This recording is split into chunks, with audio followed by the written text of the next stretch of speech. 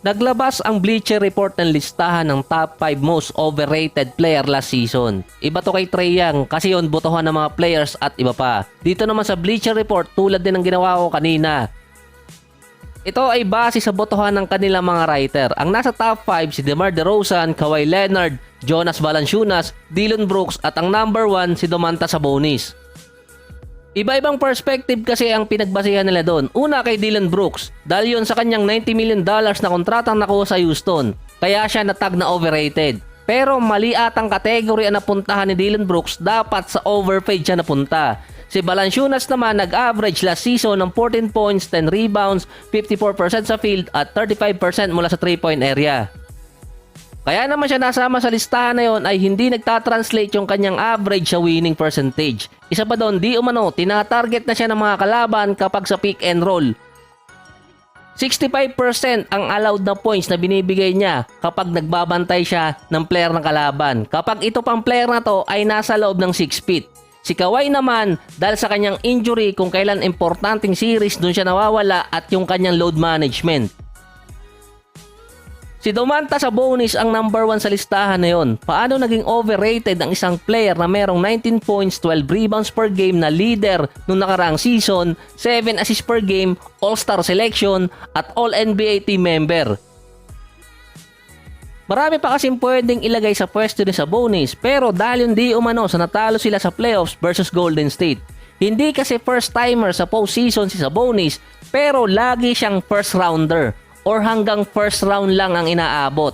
Since OKC ng 2017, Indiana ng 2018 at 2019, tapos Sacramento Kings ng 2023. Pero ang hirap din ang ginawa ng Sacramento noong nakaraang taon dahil nga ang tagal nila bago makapasok ulit sa playoffs.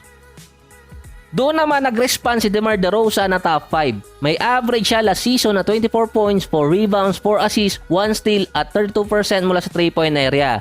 50% siya mula sa field. Parang mas marami pang all-star ang bagay sa pwesto na yun ni DeMar.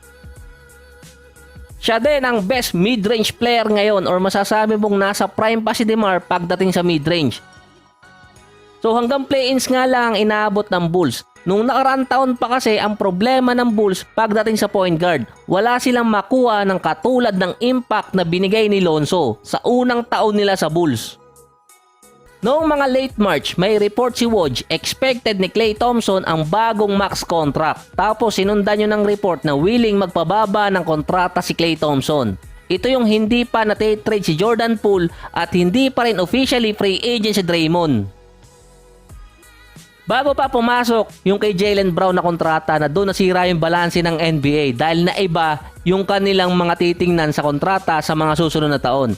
Dahil si Klay, kahit pa siya magpababa ng kontrata ay max contract pa rin ang kakalabasan nun. Nasa $190 million ang dating pinirmahan ni Klay noong 2019.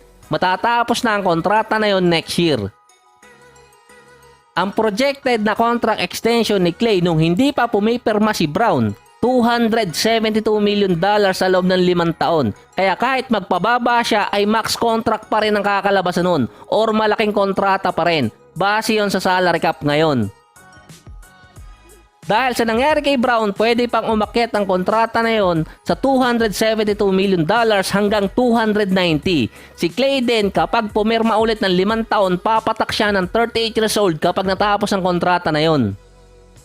Ang tanong kasi doon sa Golden State, paano nila i-handle yung kontrata ni Klay Thompson? Magiging kapareho ba ng kay Draymond Green? Base din sa report, di umano, sa regular season pwedeng papirmahin si Klay Thompson na extension at titingnan muna ng team ang magiging performance niya bago siya bigyan ng kontrata. Nasa around 4 years na kontrata din yun.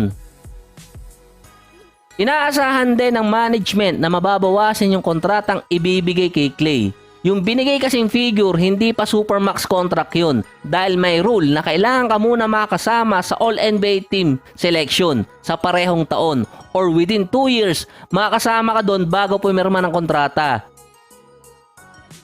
Ito yung dati nireklamo ni Klay Thompson na hindi siya binoto ng media para mapasama sa All-NBA third team. Kaya bumagsak siya sa $190 million.